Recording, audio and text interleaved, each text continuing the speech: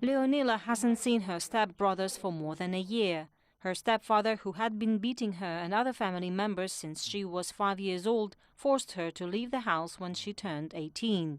He is still living with Leonila's mother and their 4 children and restricts communication. He treated me like a piece of furniture. He would push me around or throw things at me, saying, "I don't know you, I can't take you."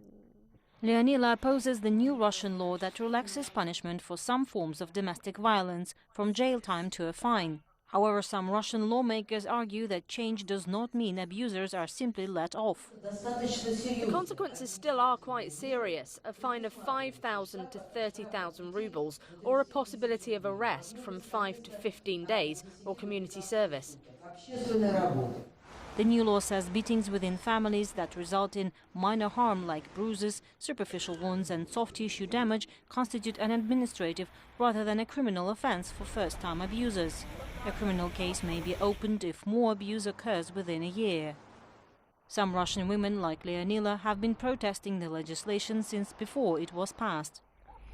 Crisis centers for abused women like this one fear they will see an increase in the number of people needing their services. The trend is alerting. You know, some people feel it very well, that they would not be held responsible, that they can do something and not be punished. So that could happen, unfortunately. Well, the amended law was given near unanimous approval by the Russian parliament and signed by President Vladimir Putin. Women's rights campaigners are pledging to continue to protest against the change in rules that they say deprives victims of much-needed protection. Daria Bondarchuk, CGTN, Moscow.